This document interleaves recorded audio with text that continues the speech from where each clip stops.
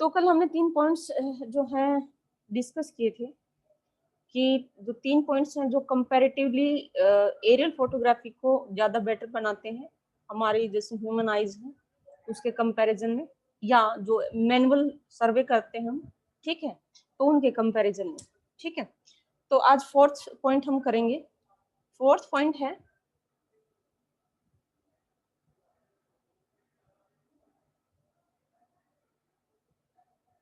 3D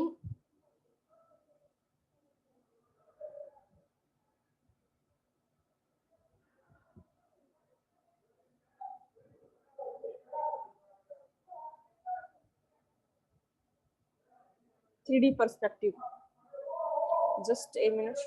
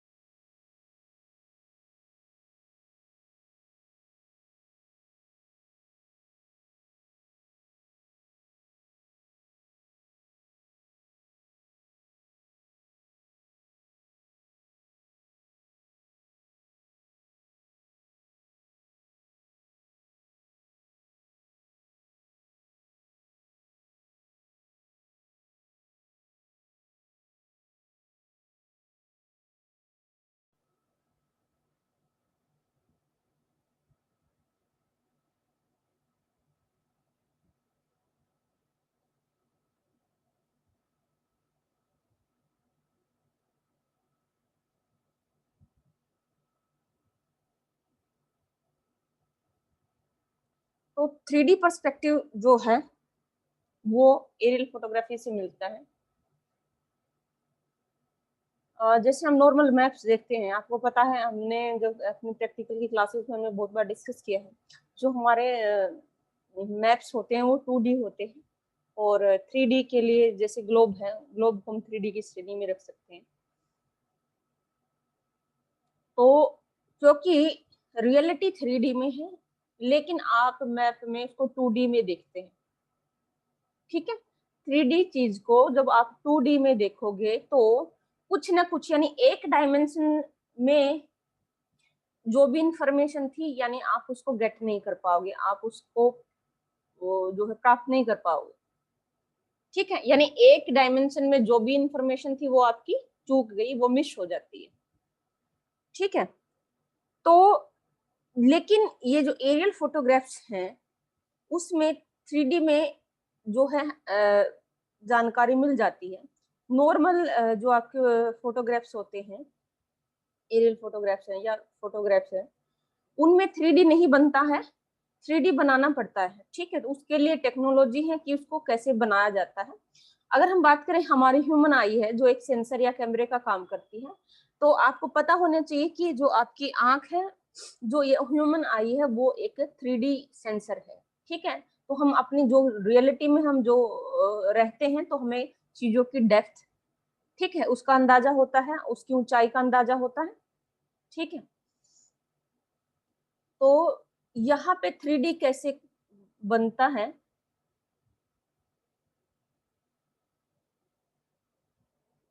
एक ही क्या करते हैं, मान लीजिए इस एरिया का फोटो खींचना है, इस एरिया की फोटोग्राफी करनी है। अगर आप एक ही जगह से और एक ही बार इसका फोटो लोगे तो 3D नहीं बनता है, ठीक है। एरियल फोटोग्राफी की बात करें तो क्या करेंगे, एक कैमरा यहाँ रख दिया, एक कैमरा यहाँ रख दिया, ठीक है। मान लो इस कैमरे की रेंज यहां से लेके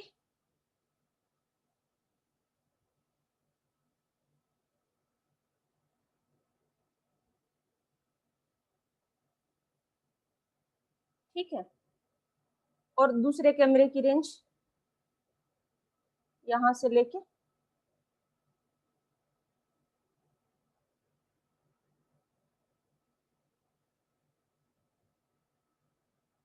ठीक है। तो यानी अब क्या होगा,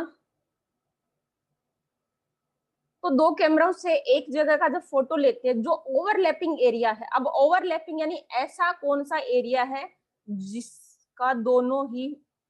यानी उधर से, यानी ये इतना एरिया है जो, ठीक है, ये वाला एरिया, ये एरिया, ठीक है, ये ओवरलैपिंग वाला एरिया, यानी इधर वाले से लिया तब भी दिख रहा है और इधर वाले से लिया तब भी दिख रहा है। जैसे कि हमारी आंखें भी कैसे काम करती है, अगर किसी के पास अगर सिंगल आई है, ठीक है, तो उससे आपको क्या 3D नहीं बनता है, ठीक है। तो अगर किसी के पास कोई भी वन आइड पर्सन है, तो उसका क्या है 3D उतना अच्छा नहीं बनता है, यानी उसको गहराई का, यानी अगर जैसे सड़क पे कोई गड्ढा है, यानी उसको गहराई का और ऊंचाई का उतना एग्जैक्ट अंदाजा नहीं हो पाता है, ठीक है, जितना कि, तो यानी जैसे हमारी आंखें भी हैं, तो दिखते नॉर्मल सिंगल आंख से 2D का होता है, अगर 3D बनाना है, गहराई भी देखनी है, तो दोनों आंखों के साथ, यानी दोनों आंखों से सेम चीज को जब हम देखते हैं तब जाके 3D बनता है। तो इसी कंसेप्ट को क्या है यूज किया जाता है एरियल फोटोग्राफी में, अगर आपको 3D जानकारी चाहिए किसी एरिया की। जैसे अगर आपको बिल्डिंग्स की ऊंचाई भी चाहिए, सिंपल फोटोग्राफ से ऊंचाई का अंदाजा नहीं होगा, ठीक है, सिंपल एरियल फोटोग्राफ लोगे तो उससे नहीं होगा। अगर आपको बिल्डिंग्स हैं या किसी भी चीज की ऊंचाई भी चाहिए या गहराई भी चाहिए, तब आपको क्या है 3D जो है फोटोग्राफ्स लेने पड़ेंगे, और उसके लिए क्या करना पड़ेगा, सेम एरिया का क्या है दो एंगल से, दो अलग अलग एंगल से फोटोग्राफ लीजिए, और उनका जो भी ओवरलैप्ड एरिया आएगा, जो एरिया दोनों में आता है, ठीक है, तो ये जो जो मैंने ये रेड किया है, ये वो एरिया है, क्या है, ठीक है, इधर से भी दिख रहा है, इस कैमरे से भी दिख रहा है और इस कैमरे से भी दिख रहा है, ठीक है। तब एक स्टीरियोस्कोप होता है, एक छोटा सा इंस्ट्रूमेंट होता है जिसके अंदर लेंस होते हैं, तो यानी दो अलग अलग, यानी इसने ये फोटो लिया,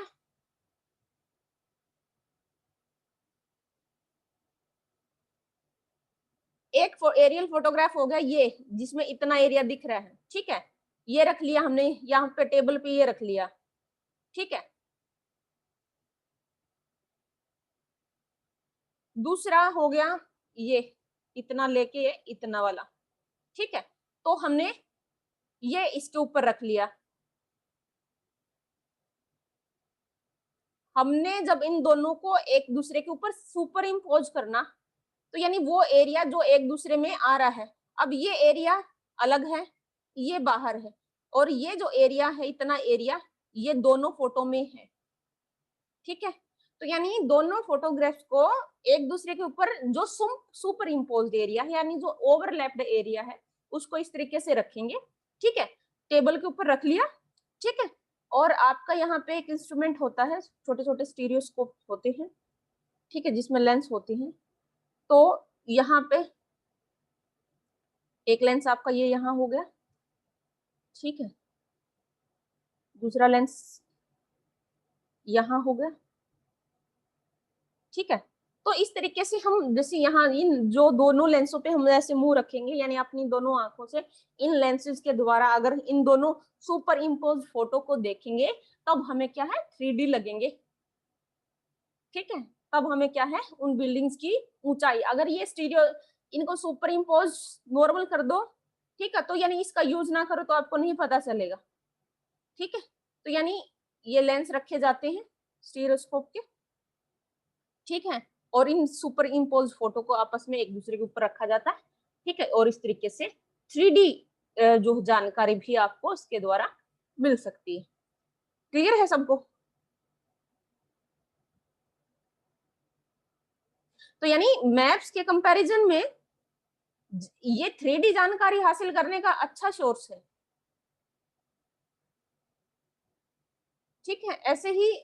रिमोट सेंसिंग से जो डेटा निकलता है सैटेलाइट से है, वो भी ऐसे ही होता है, ठीक है, उसका भी ऐसे कर सकते हैं। तो ये 3D पर्सपेक्टिव आपको इससे मिल सकता है।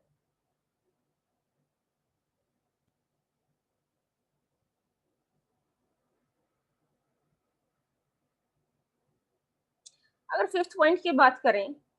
ठीक है, तो इसमें क्या है टोपोग्राफिक मैप हम इससे तैयार कर सकते हैं, वो हमने पहले भी डिस्कस किया है, टोपोग्राफिक मैप्स, ठीक है। टोपोग्राफी का मतलब होता है, एक चीज समझ लीजिए, एक एक वर्ड आता है लैंडफॉर्म, सुना होगा?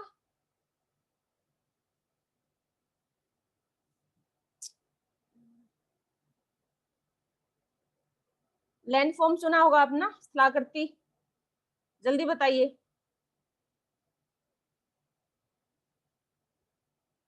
लैंडफॉर्म। एक वर्ड सुना होगा लैंडस्केप, उनके बीच में क्या डिफरेंस है?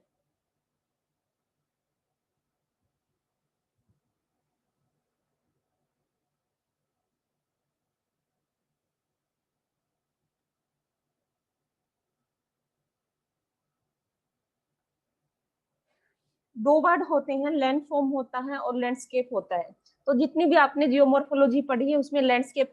लैंडफॉर्म पढ़े हैं ना, कि रिवर जब अपने रास्ते से गुजरती है तो किस किस तरह के लैंडफॉर्म्स बनाती है। ठीक है, चलती हुई हवा है, ठीक है, तो वो किस किस तरह के लैंडफॉर्म बनाती है। हिम नदी है, वो किस किस तरह के लैंडफॉर्म बनाती है। तो ये सारे तरह के लैंडफॉर्म, यानी स्थल की आकृति, जब स्थल को आप देखते हैं, लैंड को देखते हैं, तो उसकी आकृति के वो फ्लैट है, ठीक है, वो रोलिंग प्लेन है, ठीक है, बिल्कुल फ्लैट है, या रोलिंग है ना, तो थोड़ा बहुत जैसे ऊंचा नीचा, ठीक है, या क्या है, हिली एरिया है, या पर्वतीय ऊंचे पर्वत हैं, ठीक है, या पठारी एरिया है। तो ये सारे क्या है, लैंडफॉर्म है, ठीक है। तो लैंडफॉर्म का कई टायर में रख सकते हैं। पहले प्रकार के लैंडफॉर्म, अगर लैंडफॉर्म की क्लासिफिकेशन करते हैं तो फर्स्ट क्लासिफिकेशन में आएगा, एक तरफ तो क्या आ गए आपके कॉन्टिनेंट आ गए, महाद्वीप आ गए, और दूसरी तरफ आपके महासागर आ गए, ठीक है।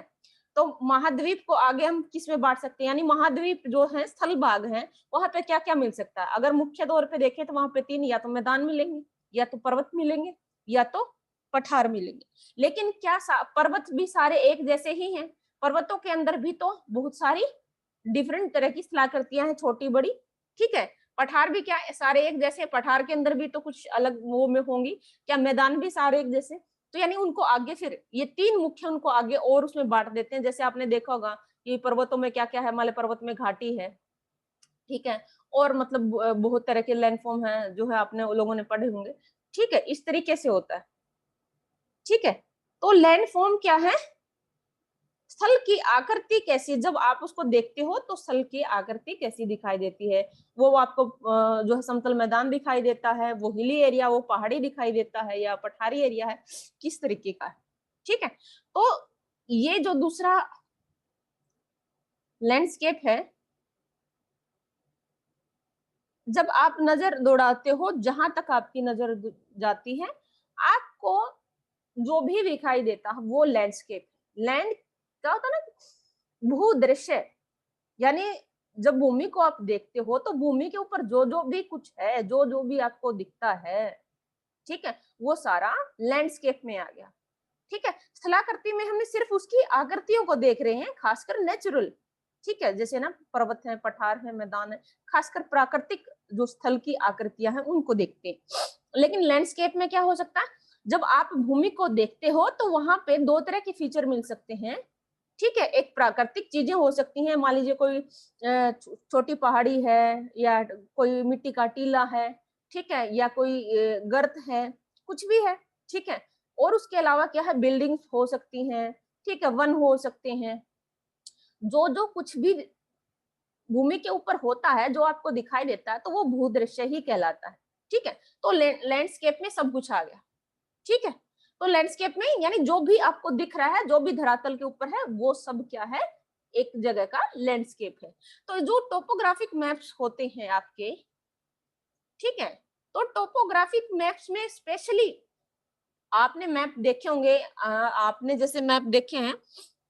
थीमेटिक मैप होते हैं,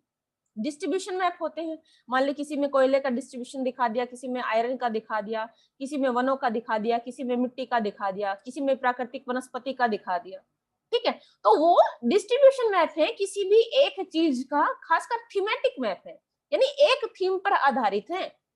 ठीक है। या आप पावर, जैसे न्यूक्लियर पावर यानी एनर्जी को दिखा दिया, ठीक है, ये कुछ भी हो सकता है, यानी एक थीम पर आधारित होते हैं, ठीक है। तो ज्यादातर एक तो जो आपकी एटलस होता है वो बहुत सारे के मैप्स का कंपाइलेशन होता है। वर्ल्ड मैप जो होते हैं उसमें ज्यादातर पॉलिटिकल और नेचुरल मैप, ठीक है। तो यानी नेचुरल जो आपके फीचर हैं जिसको हम कहेंगे कि स्थलाकृतियां हैं, ठीक है, कहाँ पर्वत पठार और वो सारी चीजें हैं। तो और उसके अलावा हम बनाते हैं थीमेटिक मैप। तो यानी उनसे उन सब से डिफरेंट क्या है, यानी ये थीमेटिक मैप है, हम अपने उद्देश्य के हिसाब से किसी एक चीज के ऊपर या एक टॉपिक, थीम का मतलब एक टॉपिक ही समझिए, ठीक है, किसी एक टॉपिक को लेके मैप बना रहे हैं विशेष तौर पे। लेकिन टोपोग्राफिक मैप में क्या होता है, किसी भी जगह का, मान लीजिए ठीक है हरियाणा का टोपोग्राफिक मैप बना रहे हैं, ठीक है, तो उसमें लैंडस्केप, पूरा का पूरा लैंडस्केप जो कुछ भी दिखता है, ठीक है, वहां पे चाहे कल्चरल फीचर है, ठीक है, मान लीजिए गांव बसे हुए हैं, सड़कें हैं, मंदिर है, ठीक है, तालाब है, ठीक, खेतों में कौन कौन सी फसलें हैं, तो उसमें सब कुछ दिखाई देता है, ठीक है। यानी मैक्सिमम इंफॉर्मेशन, जितनी ज्यादा इंफॉर्मेशन जो इसमें उपलब्ध हो सकती है वो सारी इंफॉर्मेशन, सारी जरूरी इंफॉर्मेशन देने का प्रयास टोपोग्राफिक मैप में किया जाता है, जिसमें प्राकृतिक तत्व भी शामिल हो जाते हैं और कल्चरल जो फीचर हैं वो भी शामिल हो जाते हैं। प्राकृतिक की बात करेंगे, आप लोग हैं अगर ना देखा होगा तो दोबारा देख लेना, उसमें आपको ऊंचाइयां, कंटूर्स मिलेंगे, ठीक है। तो टोपोग्राफिक मैप जब देखोगे उसमें कंटूर्स मिलेंगे जो आपको चीजों की ऊंचाई दिखाएंगे, उसमें ट्रायंगल करके बेंच मार्क होंगे जो किसी विशेष जगह की, मान लीजिए शिमला दिखा दिया तो वहां बेंच मार्क दिया दिया उस जगह की हाइट दिखा दी, ठीक है। तो बेंच मार्क से मान ली उसकी जैसे हाइट दिखा दी है, हाइट दिखा रहे हैं, ऊंचाइयां दिखा रहे हैं, स्थलाकृति, कंटूर्स से पता चल जाता है कि यहाँ पे हिल है, कि मैदान है, कि पठार है, ठीक है। यानी नेचुरल जो आपकी स्थलाकृति है उसका भी पता चल रहा है, हाइट्स हैं उनका भी पता चल रहा है, ठीक। उसके अलावा जो आपके कल्चरल फीचर हैं, मान ली खेत है, बस्ती है, कोई भी बस्ती है, रूरल है या जो भी है, ठीक है, और कोई जैसे रेलवे लाइन है, आपकी नहर है, कुछ भी है, तो सारी चीजें, मैक्सिमम चीजें इंक्लूड करने की कोशिश की जाती है, ठीक है, समझ रहे हैं। तो जब तक आपके पास एरियल फोटोग्राफ्स नहीं थे, यानी आपके पास फोटोग्राफ नहीं, फोटोग्राफ में सब कुछ एक साथ दिख जाता है, लेकिन जब तक फोटोग्राफ नहीं थे तो टोपोग्राफिक मैप ही एक वो ऐसा माध्यम था जिसमें किसी एक जगह की सारी चीजों को एक साथ देख सकते हो, ठीक है। तो लेकिन क्या है, फोटो में ऑब्वियसली अपने आप सारी चीजें एक साथ ही दिखती हैं, तो जो टोपोग्राफिक मैप का जो पहले काम था, टोपोग्राफिक मैप कहीं पे है तो वहां पे सारी चीजों को,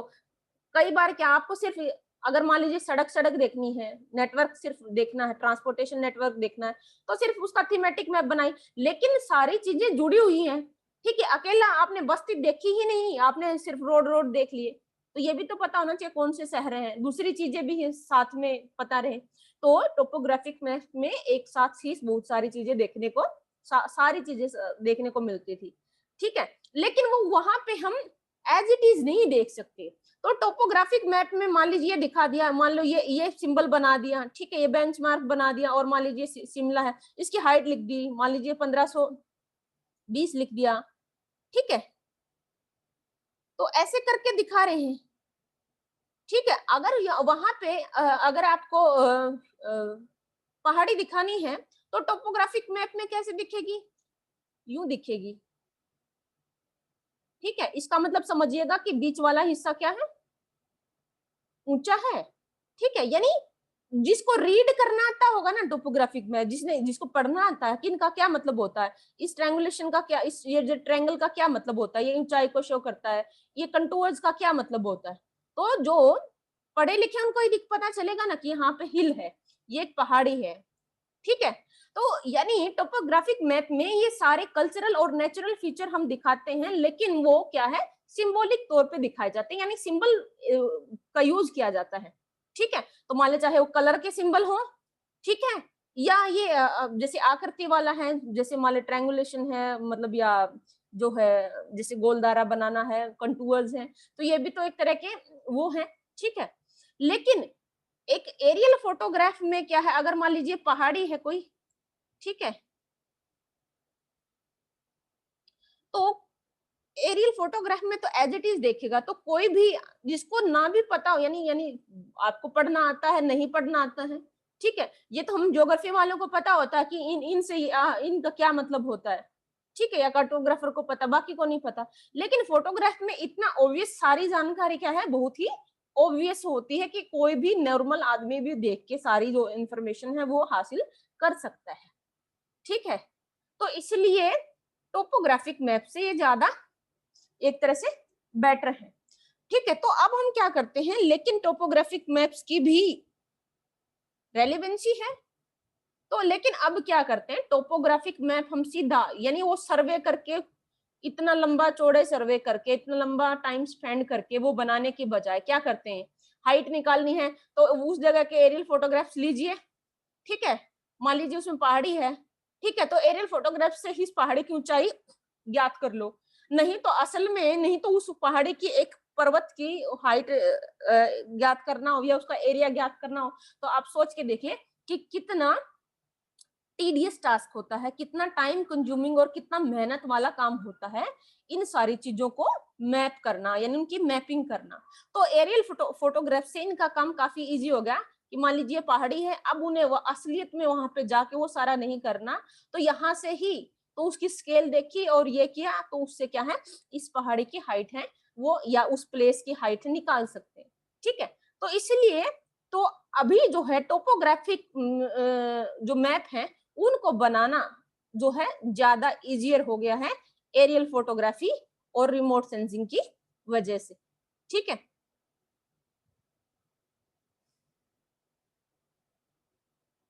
सबको क्लियर है?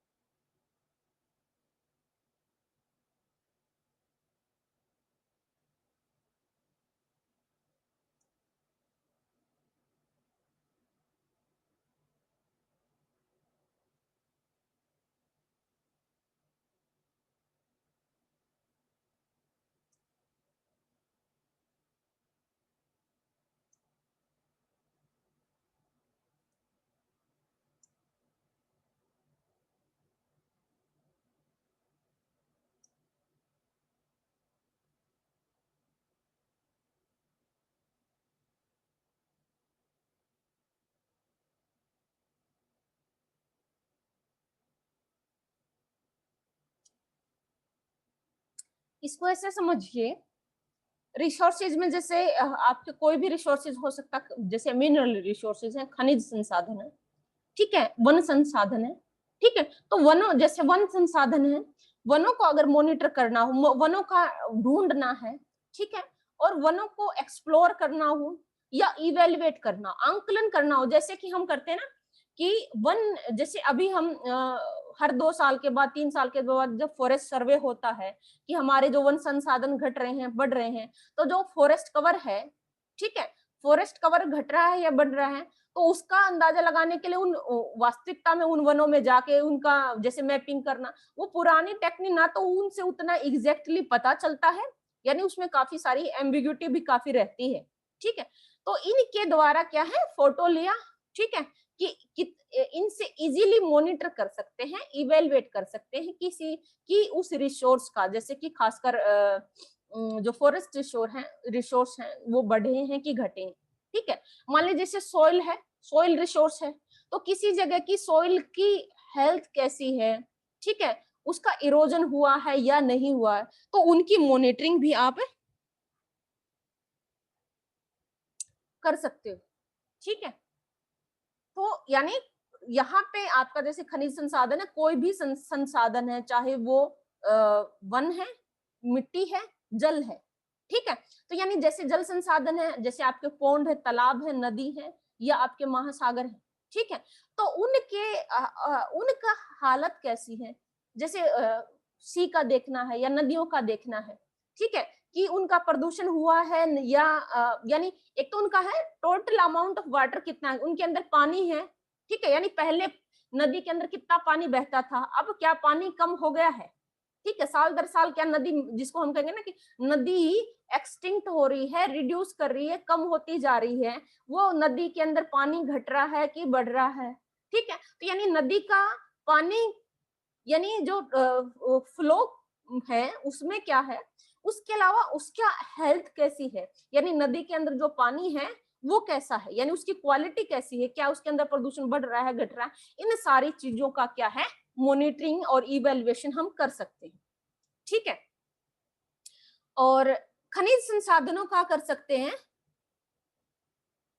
ठीक है, तो खनिज संसाधनों क्या है, क्या ऊपर से ही खासकर एरियल फोटोग्राफी में उतना बेहतर नहीं है, लेकिन अभी ये जो बोलते हैं ये सारा सेंसर पे डिपेंड करता है, एरियल फोटोग्राफी की बजाय कि आपने फोटोग्राफ एरियल फोटोग्राफी से लिया है, यानी जहां आपका प्लेटफॉर्म जहाज है, एरोप्लेन है, या आपका प्लेटफॉर्म सैटेलाइट है, यानी आप जिस तरह के सेंसर का उपयोग करते हैं, तो यानी किसी जगह के मान लीजिए धरातल है, ठीक है, तो कैमरे ऐसे होते हैं, जैसे मान लीजिए माइक्रोवेव है, ठीक है, यहाँ पे मान लीजिए कोयला है, ऊपर से नहीं दिख रहा है, ठीक है, तो ऊपर से कैमरा है, ये कैमरे की जो यहां से जो रेज निकलती हैं उनको ये कैप्चर करता है और ये बता देता है कि यहाँ पे क्या हो सकता है, कि यहाँ पे ऑयल हो सकता है, यहाँ पे नेचुरल गैस हो सकती है, यहाँ पे कोयला हो सकता है, यहाँ पे क्या बोलते हैं लोहा हो सकता है, ठीक है, तो यानी इस तरह के सेंसर होते हैं, इस तरह के कैमरे होते हैं जो यानी अलग अलग चीजों को कैप्चर करने के लिए, ठीक है, अगर मान लीजिए पानी पानी की मॉनिटरिंग करनी है, ठीक है, जल के अंदर कैसा सिस्टम है, तो वहां पे कुछ अलग तरह के जो कैमरे हैं कि जो जो पानी से निकलने वाली रेडिएशन है उनको ज्यादा अच्छे तरीके से रीड कर सके, समझिए। अब जैसे है कि हमें जो प्रकाश दिखाई देता है 0.4 से 7 के बीच का, लेकिन उल्लू है दूसरा प्राणी, उल्लू को वो नहीं दिखाई देता, समझ रहे हो, ठीक है, तो इसी तरीके से यानी इन खनिज पदार्थों का जो रेडिएशन होता है उनको इनका हमें पता कि भी इससे ये रेडिएशन मिलता है, इससे यानी उसी तरह के कैमरे लगाए जाते हैं, तो यानी आप सैटेलाइट भी देखते होगे ना, अलग अलग नाम है, ओशियन सेट है, ठीक है, आपका एक सैटेलाइट का नाम है ओशियन सेट, यानी वो समुद्रों की जानकारी को प्राप्त करने के लिए किया जाता है, यानी वो पानी के अंदर क्या है, पानी के अंदर कहाँ पे मछलियां हैं नहीं है, पानी के अंदर कहाँ पे खनिज पदार्थ हैं, यानी उसके अंदर जो कैमरा है या सेंसर है वो इस तरीके के लगे होते हैं जो पानी के अंदर की जानकारी ज्यादा अच्छे से ग्रहण कर सकते हैं, ठीक है, क्योंकि पानी क्या जो फीचर है वो लैंड से अलग अलग है, ठीक है, इसी तरीके से हमारा एक क्या बोलेंगे उपग्रह है रिसोर्स सेट, ठीक है, रिसोर्स मतलब संसाधन, यानी उसके अंदर जो सेंसर लगे हैं वो खासकर विशेष किस चीज के लिए, कि वो धरती के अंदर यानी चट्टानों का वो इस तरीके से परीक्षण करते हैं कि उन्हें पता चल जाता है कि यहाँ पे पेट्रोलियम मिल सकता है, कि यहाँ पे कौन सा खनिज पदार्थ मिल सकता है, ठीक है, ये टाइम खत्म होने वाला, एक बार दोबारा ज्वाइन करेंगे,